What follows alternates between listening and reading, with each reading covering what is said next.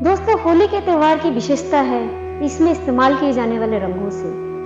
हमारे पूर्वज एक स्पेशल तरह की जड़ी बूटियां यूज करते थे होली में रंगों के रूप में, जिसके कारण हमें बीमारी से बचाव होता था। क्योंकि बसंत ऋतु का आगमन होते ही हमारे जीवन में बुखार और वायरल जैसी कई सारी बीमारियों का हमें सामना करना पड़ता है। इस कारण से होली के त्यौहार में विशेष तरह के रंगों का इस्तेमाल किया जाता था, जो कि विशेष तरह की जड़ी बूटियों से बनाया जाता था और जिसकी सलाह हमारे आयुर्वेदिक डॉक्टर भी दिया करते थे।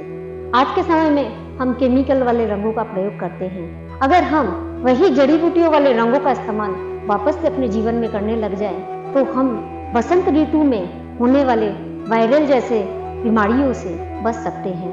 तो दोस्तों, आज मैं आपको बताऊंगी क्या है वो रंग और कैसे उन रंगों को बनाया जाता है और उनकी महत्वता क्या है।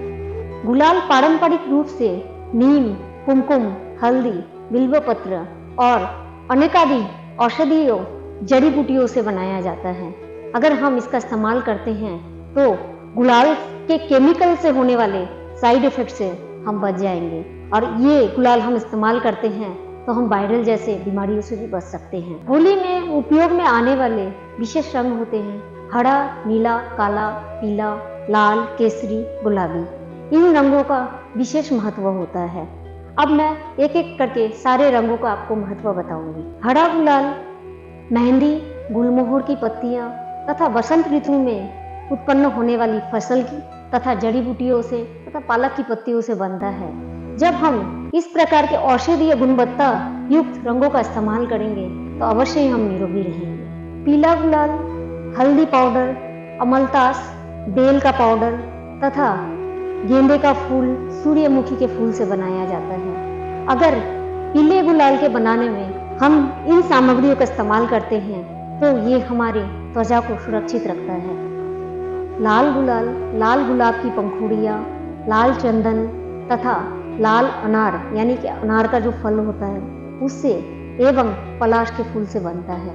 अगर आप इन सब चीज़ों का मिश्रण करके लाल गुलाल को बनाते हैं और उसको होली के दिन में उपयोग करते हैं तो ये जड़ी बूटी का काम करता है। केसरी गुलाल टेशु यानी कि पलाश के फूल से, हल्दी पाउडर से, नींबू के रस से तथा बारबेरी के दाने से बनाया जाता है।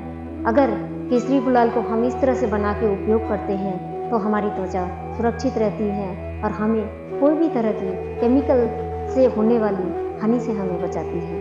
नीला गुलाल जामुन और जामुन की प्रजाति नील गुड़हल से बनाया जाता है और हमें सनबर्न से भी यह बचाती है। बूढ़ा गुलाल चुकंदर से आप बना सकते हैं। बूढ़ा गुलाल चुकंदर से बनाएंगे तो आपकी त्वचा सुरक्षित रहेंगी। इस तरह से प्राकृतिक गुणवत्ता से भरपूर सामग्रियों से जब आप गुलाल बनाते हैं और उस गुलाल को होली के रंगों में शामिल करके आप होली खेलते हैं तो आपका जीवन सुरक्षित रहता है और आप स्वास्थ्यपूर्ण रहते हैं और आपके जीवन में आने वाली परेशानियों से आप बच सकते हैं। दोस्तों, लाल गुलाल यानी जो लाल रंग है गुलाल का वह शुद्धता तथा शक्ति का प्रतीक माना जाता है। इसीलिए भी हमें होली में लाल गुलाल का इस्तेमाल करना चाहिए। पीले गुलाल को यानी पीले रंग को शिक्षा और ज्ञान का प्रतीक माना गया है। तो हम होली में जब पीला गुलाल का इस्तेमाल करते हैं तो हमारे अंदर कहीं ना कहीं शिक्षा और ज्ञान का भी संभार होता है। और हरे गुलाल की तो महत्वता अनोखी ही है। ये उत्सव यानी त्यौहार को सुनिश्चित करता है।